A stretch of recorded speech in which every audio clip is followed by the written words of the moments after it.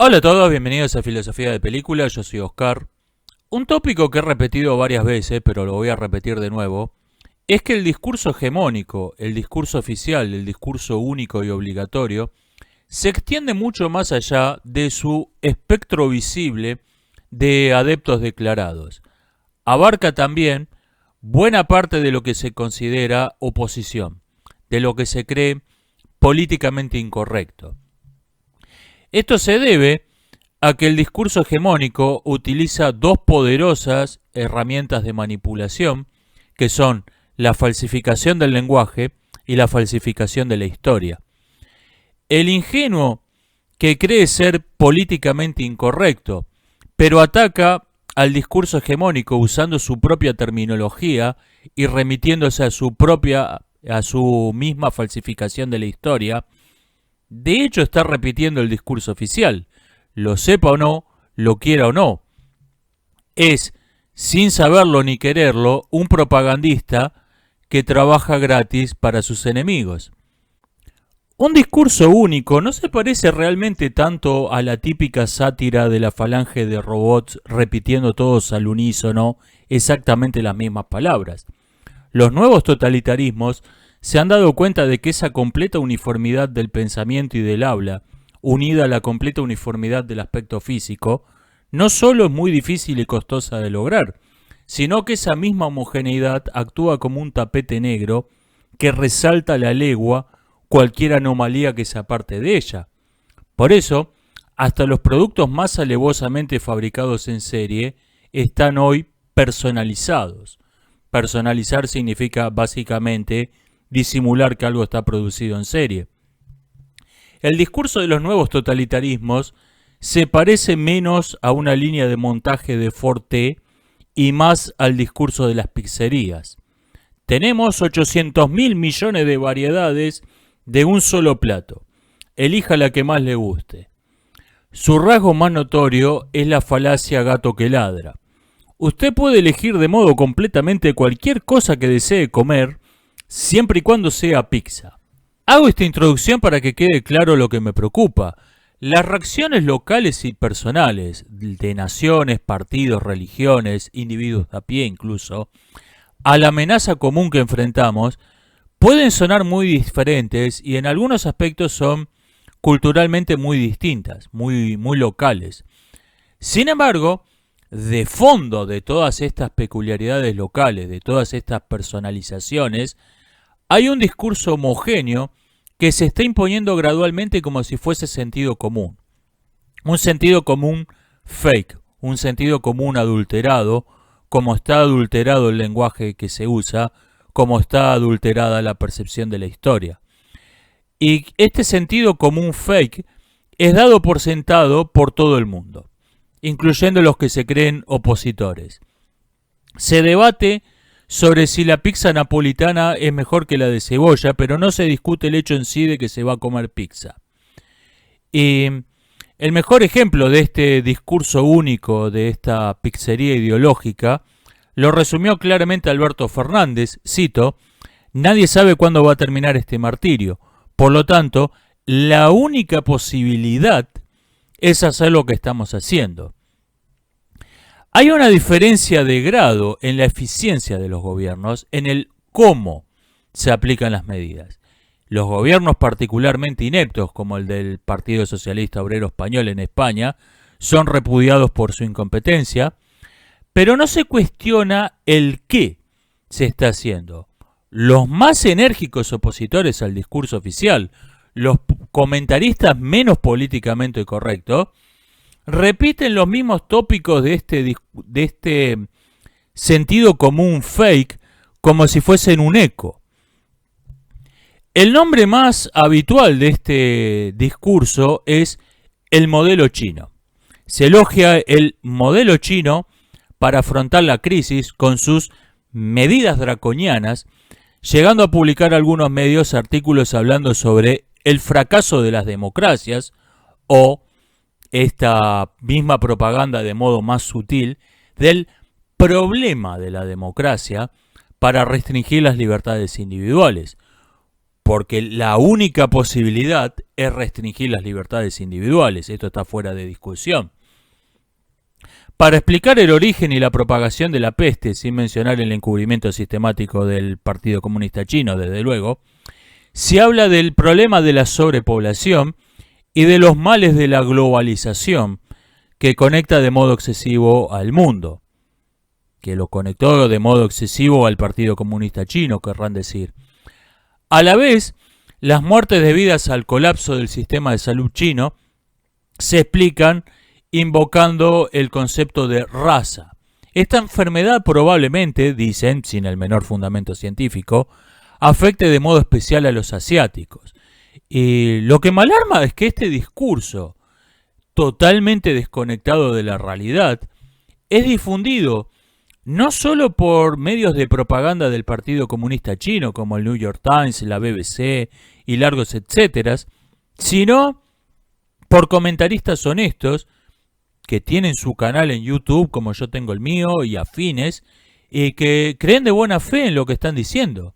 Más aún, lo creen en contradicción con su discurso y con sus pensamientos habituales. Un divulgador de matemáticas, al que le daría un ataque de nervios si alguien le demostrase un teorema diciendo lo dijo Pitágoras, por lo tanto es verdad, usa ese mismo razonamiento, ese mismo principio de autoridad para recomendarle a sus seguidores seguir las instrucciones de la Organización Mundial de la Salud. Lo dijo la Organización Mundial de la Salud, así que debe ser verdad. Un divulgador de astronomía llama a sus seguidores a informarse solo en fuentes de información confiable de los mass media. O sea, los mismos tipos que publican cada semana que hay un asteroide que va a chocar con la Tierra y de los que ha dicho en 50 videos anteriores que esos tipos son menos profesionales que el fútbol tibetano. ¿Esas fuentes de información confiable está hablando? Y en este caso no sé qué me sorprende más. Si la adopción acrítica del principio de autoridad en un hombre que habitualmente tiene una mentalidad científica, o el hecho de que tome como autoridades a gente que claramente considera unos idiotas y lo ha dicho en innumerables ocasiones. Este discurso no solo es contradicho por los hechos duros de que la enfermedad se originó en China, se propagó por culpa del gobierno chino y de la extraordinariamente corrupta Organización Mundial de la Salud, y el país más afectado del mundo, con diferencia, es China. También es contradicho por el hecho de que en Taiwán viven 24 millones de chinos amontonados como perejil en maceta en 36.000 kilómetros cuadrados, siendo además Taiwán el país más globalizado del mundo, viviendo los taiwaneses prácticamente en un 100% de la exportación de manufacturas. Al momento de escribir esto, 15 de abril del 2020, Taiwán tenía 395 casos confirmados y 6 muertos. Es además uno de los pocos países que no ha suspendido las clases y no ha restringido la circulación más que de individuos puntuales. Las claves de este éxito sin duda deben ser numerosas, pero me voy a centrar en 4 que creo que son las principales. 1.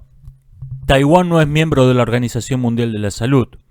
No teniendo ningún compromiso internacional que los obligase a seguir las recomendaciones de una organización presidida por un criminal de guerra con un título de médico falso, fueron libres para improvisar sus propias medidas, y lo hicieron con mucho acierto. 2. Taiwán es una democracia. La gente de a pie se considera parte del gobierno. El gobierno tiene poderes limitadísimos sobre la libertad y sobre la vida de las personas. Por lo tanto, nadie tiene miedo de ir a un hospital y decir que cree estar enfermo.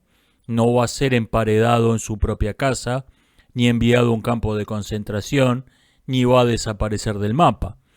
En un estado totalitario, no solo la tendencia natural del gobierno a ocultar información contribuye a esparcir la peste, también lo hace el miedo de la población. Cuando vivís bajo un gobierno que considera a la población ganado de su propiedad, la posibilidad de que apliquen alguna variante de la ley del rifle para contener una epidemia es una posibilidad que toda persona sensata debe tener muy en cuenta. El 1 de enero de 2020, 170.000 personas abandonaron la ciudad de Wuhan en un día. Sin duda muchos de ellos estaban infectados y contribuyeron a esparcir la peste por todo el mundo. Para cuando se estableció la famosa cuarentena draconiana el 23 de enero, esa medida ya era completamente inútil. Y los funcionarios que la estaban implementando, es por cierto el fracaso más elogiado en la historia probablemente, sabían perfectamente que era inútil, pero nuevamente aplicaron el principio de que ocultar lo que estaba pasando era su primera y principal función. 3. Taiwán es un país capitalista. Desconfían de la intervención estatal.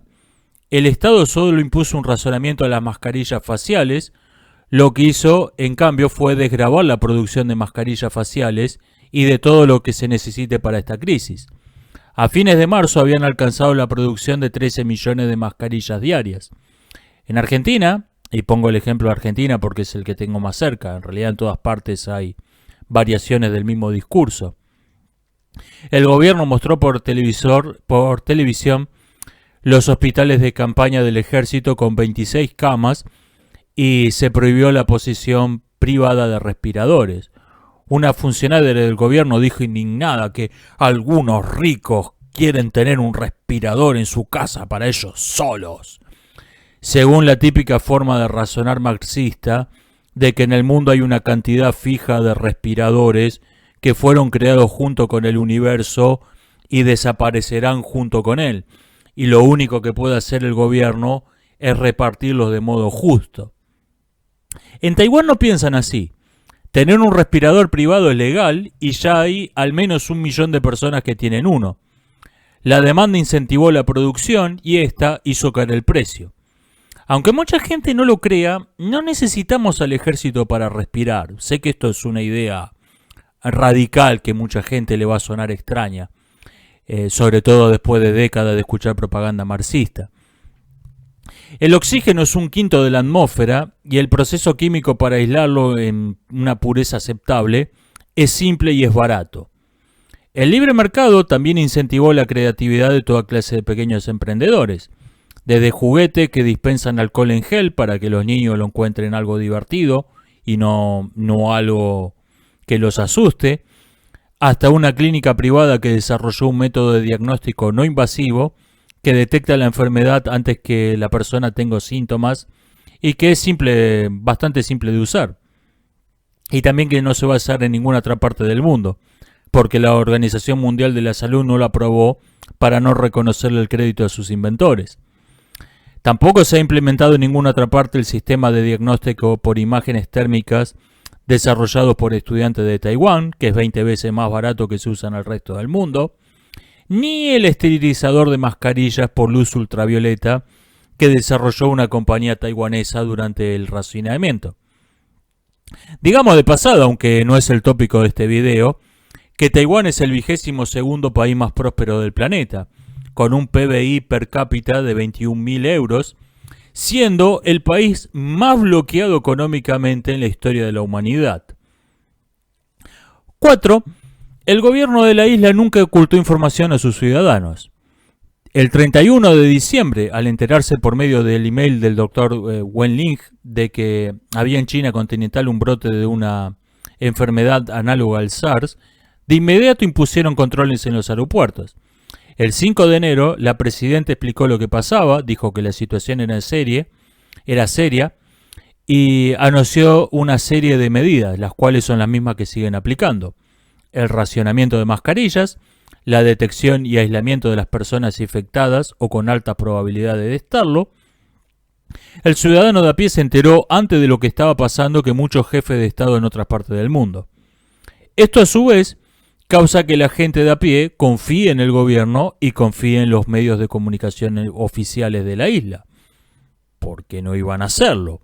Si les dijeron la verdad mientras todo el mundo, y todo el mundo es rigurosamente literal, estaba difundiendo mentiras y lo siguió haciendo por como mínimo un mes más. En Taiwán no hubo desabastecimientos, no hubo gente dándose de puñetazos por un paquete de papel higiénico. La vida continúa de modo casi normal para la gran mayoría. Por eso recomiendo yo también el modelo chino, pero no el de los chinos que provocaron esta pandemia en primer lugar y fracasaron de modo espectacular en controlarla después, sino el de los chinos que mejor están manejando la situación en el planeta. Modelo que resumo en 4 puntos: que se vaya al carajo la Organización Mundial de la Salud, tener una verdadera democracia, tener una economía no controlada por el Estado en general y muy en particular desregular la producción de insumos médicos necesarios. Y 4, respetar el derecho de la población a estar informada, decir la verdad sin alarmismo, pero sin ocultar los hechos. 1949, el Partido Comunista Chino toma el poder en la China continental y países aledaños. En los 20 años de socialismo puro y duro que le siguen, la completa ruina económica va a volver comunes los wet markets, mercados donde se venden animales salvajes, incluyendo ratas y gatos y perros callejeros, como una forma desesperada de obtener alimento por parte de la población. Aunque desde luego no hay datos oficiales, al menos 100 millones de personas murieron de hambre en esos años. Si consultan la Wikipedia se van a encontrar con las mentiras oficiales del Partido Comunista Chino, según las cuales en esos años la mortandad infantil en China era menor que en Nueva York y que los wet markets son una tradición milenaria china. También se van a encontrar con un dato curioso: entre 1950 y 1970 la expectativa de vida en China aumentó de modo considerable. ¡Wow! La gente vivía más que durante la guerra civil y los genocidios masivos realizados por el Partido Comunista Chino para tomar el poder. Eso es un avance, ¿eh? En 1957, una nueva cepa de la gripe es detectada por primera vez en Singapur, aunque se sabe que se originó en China. Recibe el nombre vago de gripe asiática. Se sospecha que el gobierno chino la conocía de antes y ocultó la información. 1968. Se detecta una nueva cepa de la gripe, esta vez en Hong Kong. Recibe el nombre erróneo de gripe de Hong Kong, aunque se sabe que se originó en China. Se sospecha que el gobierno chino la conocía de antes y que ocultó la información. 1972. Un grupo de médicos franceses publican el primer paper advirtiendo del riesgo epidemiológico que representan los wet markets, señalándolos como la fuente más probable de los brotes de gripe de 1957 y 1968. 1977. Se produce una falla debido a un fenómeno físico desconocido por entonces en un reactor nuclear de Bielorrusia. El reactor logra ser apagado de milagro. Un grupo de científicos bielorrusos estudia el incidente, descubre su causa y escribe un paper. El paper es prohibido por el gobierno socialista de Bielorrusia porque hablaba de que pudo haber habido un accidente, es decir, decía que algo andaba mal en un país socialista sin que la culpa fuese del bloqueo norteamericano, de los judíos o de la burguesía internacional, algo completamente inaceptable. 1986. Explota un reactor nuclear en la República Socialista de Ucrania. El incidente es una réplica exacta del incidente de Bielorrusia de 1977, solo que con menos suerte. Si los científicos ucranianos hubiesen leído el paper prohibido, el accidente no hubiese ocurrido. En noviembre de 2002 se produce el paso de un virus de un murciélago, conocido ahora como SARS-1, a un humano en China. El gobierno chino oculta la información a la Organización Mundial de la Salud hasta febrero de 2003, cuando los casos que estaban siendo detectados en todo el mundo apuntaban claramente a un origen chino. 2004. Último caso conocido de SARS-1. En los años que siguen se publican diversos estudios que señalan que la peste se contuvo solo gracias a las propiedades intrínsecas del virus, poco contagioso, sin portadores asintomáticos o con muy pocos, y un periodo de incubación breve. Medidas básicas de aislamiento de los infectados y de casos sospechosos redujeron la transmisión del virus, o R0, a 0,4. Es decir, 10 infectados contagiaban en promedio a otras 4 personas, por lo que la enfermedad tendía a desaparecer por sí misma. El manejo de la situación fue calificado entonces como desastroso. El Partido Comunista Chino se disculpa públicamente por haber ocultado la información. Esta disculpa es básicamente una burla. En un régimen totalitario, la primera y principal función de un burócrata, desde el líder del partido hasta el último funcionario provincial, es ocultar información. Y esto no puede cambiar sin que cambie el régimen. En esa época, el Partido Comunista Chino empieza a infiltrar a gran escala la Organización Mundial de la Salud. 2012, brote del mal llamado síndrome respiratorio del Medio Oriente, originado también en un wet market de China. El gobierno chino oculta la información. Cuando el primer caso fuera de China se detecta en Arabia Saudita, la Organización Mundial de la Salud se apresura a denominar la enfermedad con su nombre oficial, poniendo en evidencia que la organización ya estaba totalmente podrida, infiltrada por el Partido Comunista Chino.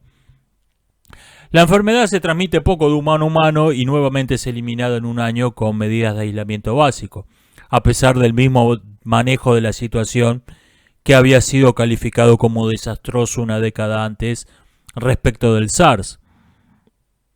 2015.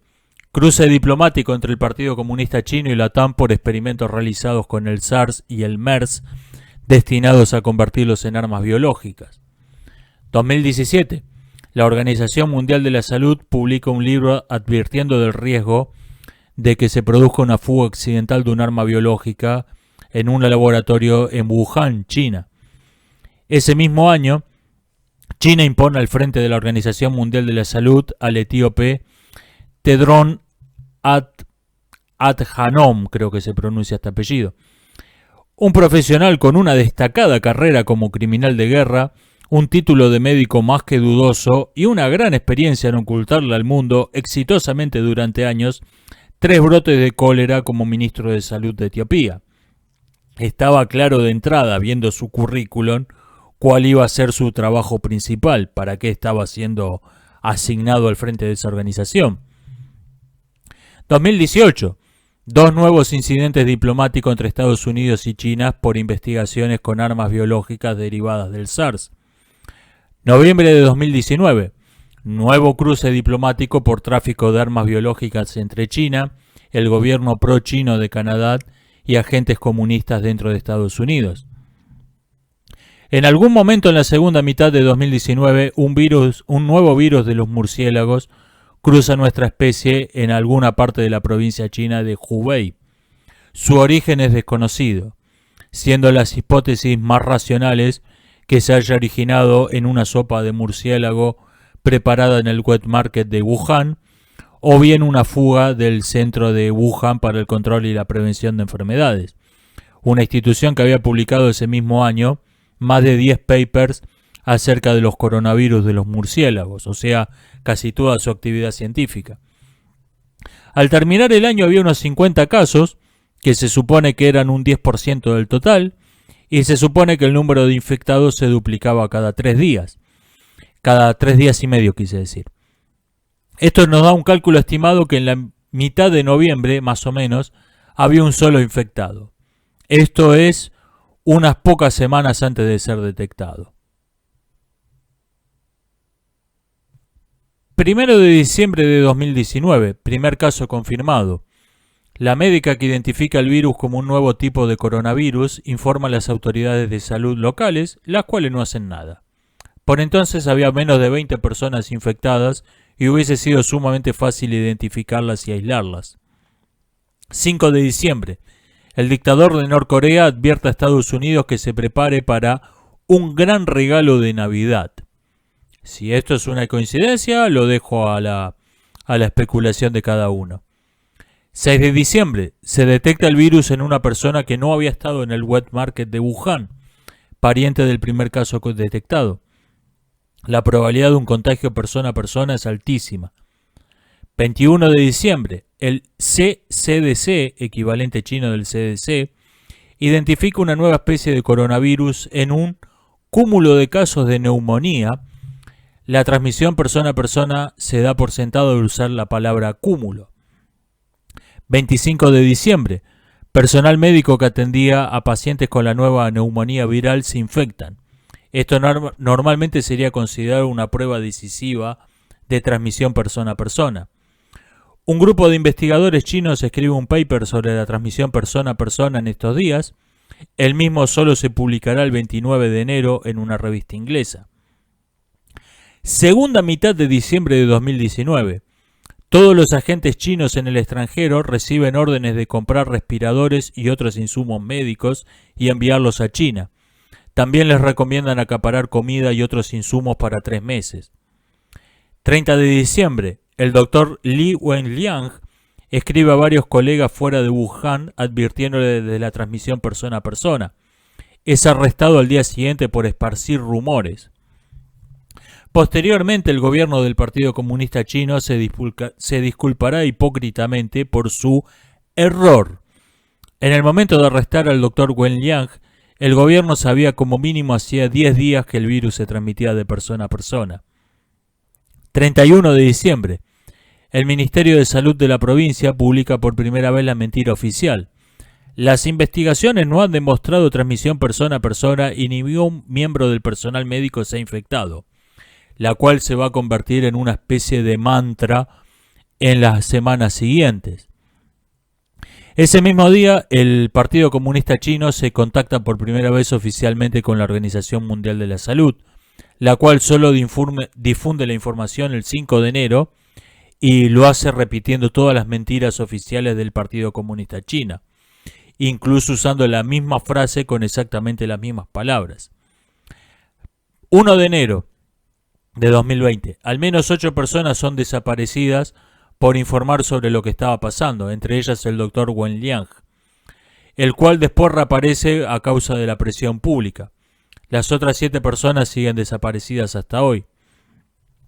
Ese mismo día, una compañía de análisis químicos en Hubei recibe la orden de las autoridades sanitarias locales de destruir todas las muestras que tengan de su provincia y no realizar nuevas pruebas. Probablemente el Estado chino no ha hecho ningún seguimiento real de la enfermedad desde entonces. Ese mismo día, 170.000 teléfonos celulares abandonan la ciudad de Wuhan. Ese mismo día, Taiwán instala controles médicos para las personas que lleguen desde Wuhan. 3 de enero. El director del CDC es notificado de la epidemia por un espía, al que se refiere con el eufemismo de un amigo que trabaja en China.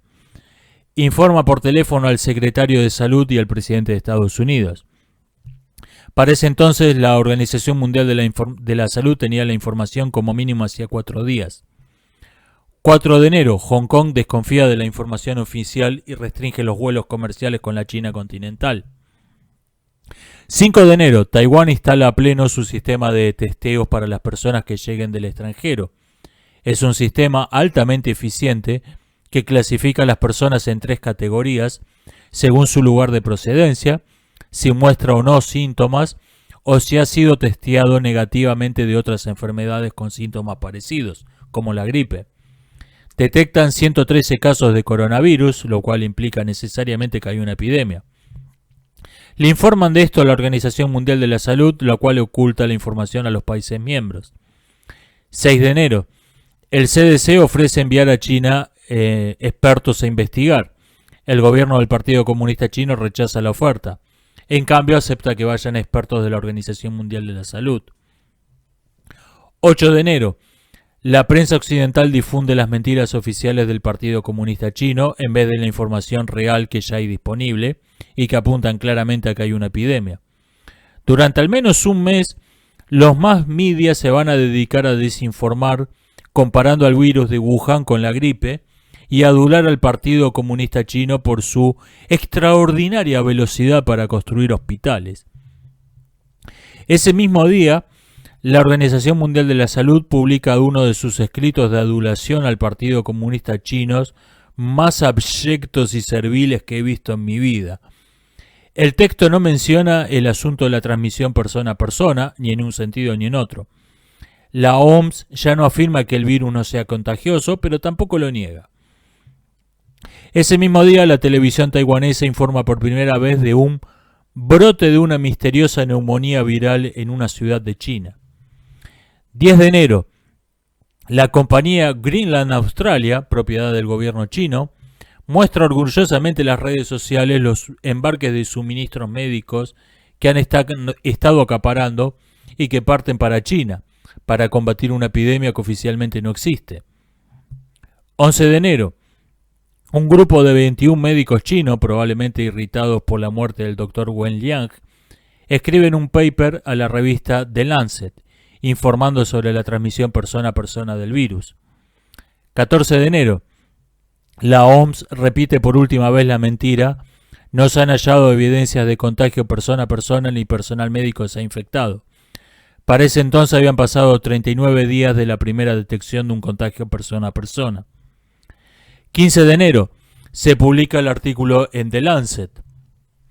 Alguien que no esté familiarizado con este tipo de publicaciones puede quizá criticar que se hayan tomado 4 días para publicarlo.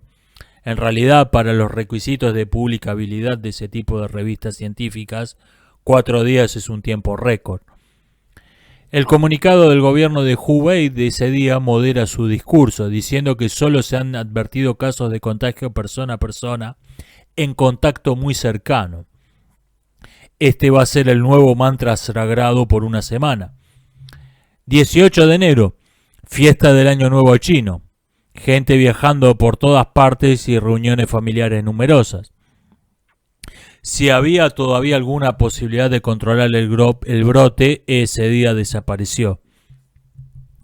19 de enero, el ministro de Salud chino dice que no se sabe lo suficiente para tener conclusiones definitivas acerca de cómo se transmite, las características clínicas de la enfermedad, qué tanto se transmite, ni acerca de su origen, que permanece desconocido. La Organización Mundial de la Salud literalmente copia y pega las mismas palabras del Ministerio de Salud chino. 20 de enero. El Ministerio de Salud de Hubei repite por última vez la mentira de que no hay información de contagio más que por contacto cercano. 22 de enero. La Organización Mundial de la Salud publica más adulación a los directivos del Partido Comunista Chino, elogiando todas las medidas que han tomado. Declaración doblemente extraña porque el gobierno chino no había hecho todavía absolutamente nada.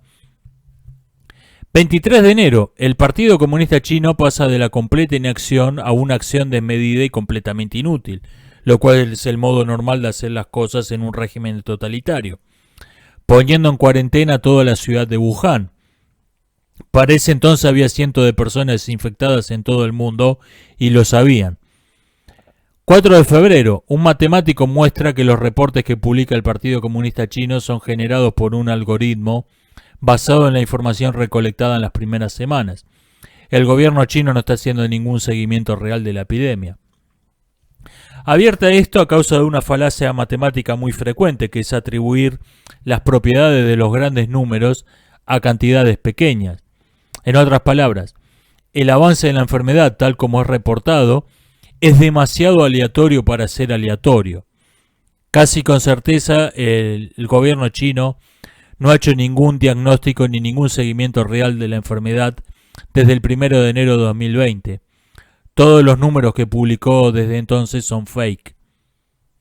En los meses siguientes, la gran mayoría de los países va a seguir el desastroso modelo chino, obteniendo los mismos desastrosos resultados. La misma causa tiene siempre el mismo efecto. Si bien cada grupo de ineptos y corruptos locales va a personalizar el modelo chino, añadiéndole sus propias tonterías sin ningún fundamento científico, como que es una buena idea que los días pares puedan salir a la calle solo las mujeres y los días impares solo los hombres, o alguna otra estupidez por el estilo. Y cada grupo de burócratas estatales locales personaliza la receta, añadiéndole sus propias tonterías. Pero todos tienen en común repetir el modelo totalitario y completamente inútil del Partido Comunista Chino.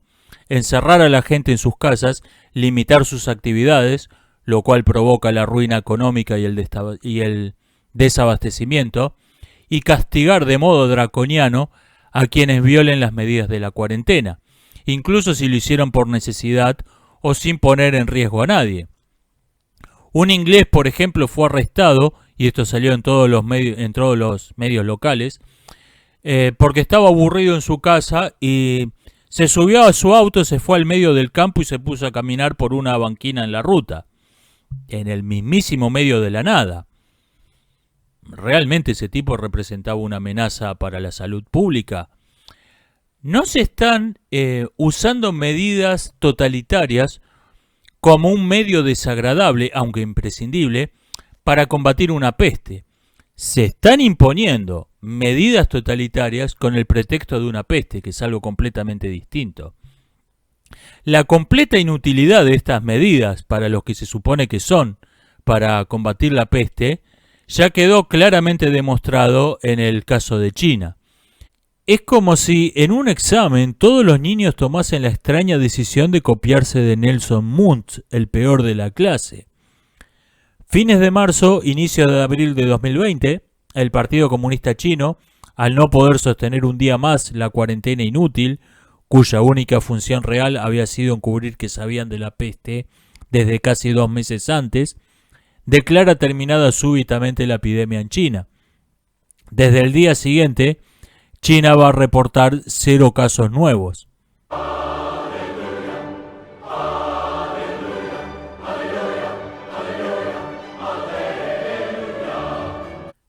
Para poder sostener esta narrativa, el gobierno del Partido Comunista Chino expulsa a todos los periodistas internacionales para que no reporten lo que está pasando realmente.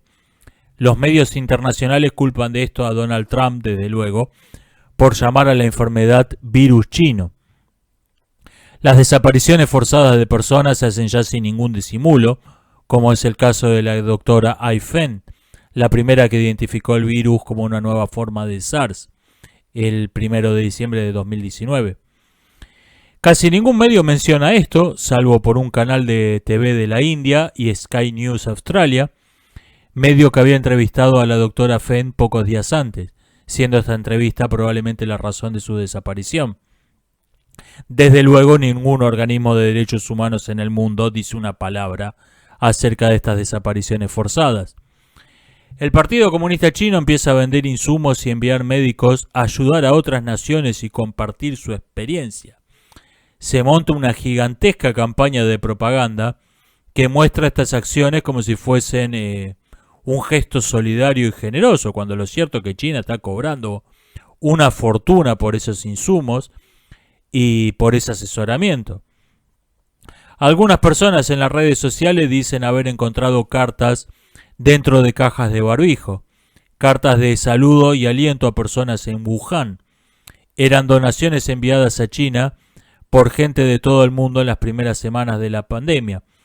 Donaciones que el gobierno del Partido Comunista Chino no repartió, sino que las acaparó y ahora se las vende a precio de usura a las mismas personas que las habían donado.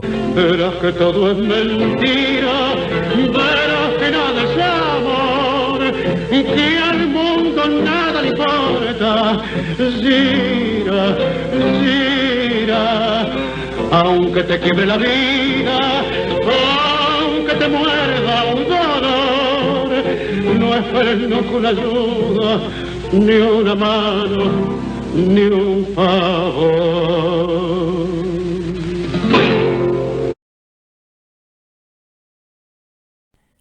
En las últimas 2 décadas, y muy especialmente desde 2015, aunque el discurso tenía sus raíces desde mucho antes, vimos instalarse un discurso en los mass media, el mundo del espectáculo, las clases ociosas en general.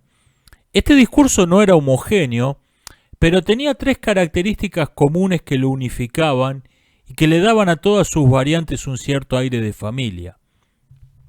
1. Necrofilia y antihumanismo, elogio del infanticidio, elogio de las perversiones sexuales, transhumanismo, ideología del género y otras formas de antihumanismo. 2. Particularismo, feminismo y otras ideologías identitarias, apoyo a grupos antisociales de todo tipo. Y 3. Parasitismo, Toda persona dedicada a algo productivo, a algo útil para sí mismo y o para la sociedad, trabajo, deporte, verdadero arte, estudio de una verdadera carrera, formar una verdadera familia, etc., es repudiada como privilegiada, racista, homofóbica, misógina, gordofóbica y otras 1000 fobias inexistentes. Este discurso se ha revertido 180 grados en las últimas semanas. En un principio, esto es una reacción espontánea de la gente. La cura para los males imaginarios son los males de veras, dijo Nietzsche con mucha razón. Espontáneamente, nadie tiene ganas de oír hablar de lo maravillosa que es la naturaleza y lo malo que es el hombre en medio de una peste. Espontáneamente, esta especie de guerra contra un enemigo invisible y común a todos inspira un sentimiento de unión.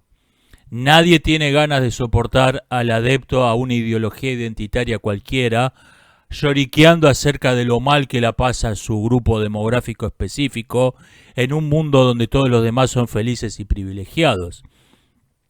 Espontáneamente se aplaude a los médicos y a los trabajadores de la salud que en general que tienen que salir a trabajar con la cuarentena, o sea, se aplaude a las personas útiles, a los esenciales, lo cual está en total contradicción con el elogio de los parásitos que era propio de la vieja corrección política. Durante años, los delincuentes, los estudiantes crónicos, las mantenidas, los burócratas de las organizaciones no gubernamentales, es decir, las criaturas más inútiles en la historia del planeta, habían sido la sal de la tierra, la élite, como lo llamaba una miniserie de Netflix para España, la fuente de toda autoridad moral que miraba con desprecio al resto del mundo porque hablaban usando la letra O o alguna otra estupidez por el estilo. Pero una nueva corrección política se está creando a partir de estas reacciones espontáneas. Se quiere intervenir, desviar, desvirtuar estas reacciones espontáneas.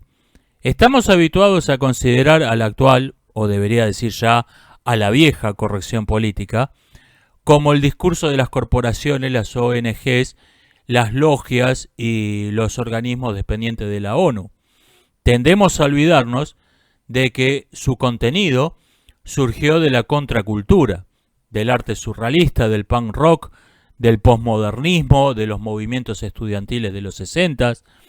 Ese discurso, que fue en su momento también espontáneo, fue cooptado, adaptado a los intereses del poder, amplificado por 1000 y finalmente convertido en obligatorio.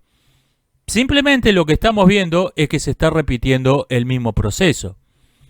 Por ejemplo, en el paquete económico aprobado por unanimidad por el Congreso de Estados Unidos para combatir el coronavirus, la tajada más grande está destinada a la corporación Planned Parenthood.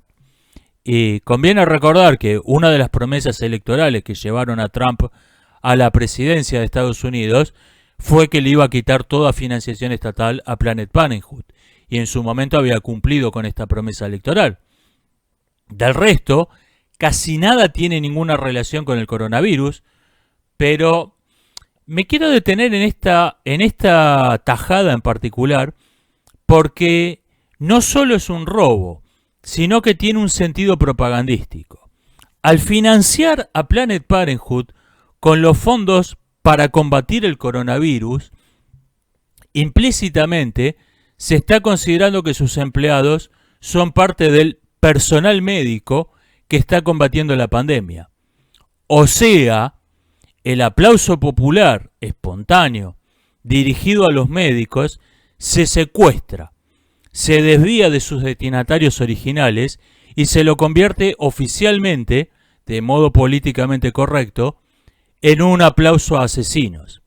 De este modo, basura humana que ya de por sí usurpa el título de médicos, también se apropia de los aplausos espontáneos populares dirigidos a los verdaderos médicos. De modo similar, las ideologías identitarias se van a reinstalar, o se están reinstalando ya, bajo la forma de chivos expiatorios a los que culpar de la peste. De momento, lo que impera es el discurso del miedo, que es siempre un discurso individualista y de corto plazo, y la idea de que esto es un hecho natural del que nadie tiene la culpa, lo cual es solo una verdad a medias. Hay un claro culpable de la situación actual, el Partido Comunista Chino, y la gente no puede permanecer perpetuamente en un estado de miedo y cortoplacismo. En algún momento se va a preguntar quién tiene la culpa de esto. Como ya se está haciendo con el aplauso a los médicos, el odio contra los culpables de la peste y el deseo comprensible de borrarlos del mapa se va a desviar desde sus destinatarios originales, desde sus destinatarios naturales, y se va a redirigir contra un chivo expiatorio cualquiera. Por esto el Partido Comunista Chino está fomentando el hostigamiento a las personas de piel negra, y por esto también en Argentina el canal C5N, financiado por el gobierno, recibió la orden de difundir la mentira de que el coronavirus es un arma biológica creada y diseminada por los judíos. Personalmente no tengo ningún problema con el racismo. Ahora, la falta de originalidad sí me ofende, sí me cabrea. Cuando alguien se toma tan poco trabajo para inventar una mentira, es porque me considero un completo idiota que me voy a creer cualquier cosa. Eso me molesta.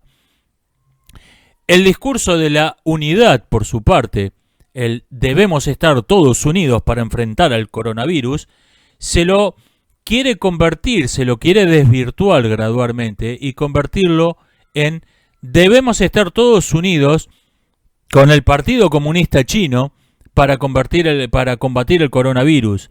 Solo el Partido Comunista Chino nos puede salvar de esta peste que causó el maldito Partido Comunista Chino. La nueva corrección política es básicamente el síndrome de Estocolmo. Un síndrome de Estocolmo global y masivo, con el cual se espera que una mayoría encerrada y asustada se enamore de sus secuestradores, los vea como héroes que han venido a rescatarlos, a quienes son de hecho la causa de sus males. La vieja corrección política impuso un mandamiento de falsa moral que es común a todas sus variantes. Mentir está bien, que a su vez dio origen a uno de los tipos humanos más extraños y paradójicos que haya habido en este mundo.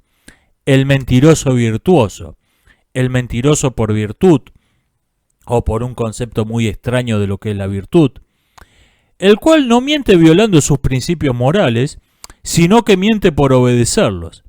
Miente siguiendo los mandamientos de un decálogo perverso que le ordena darás falso testimonio.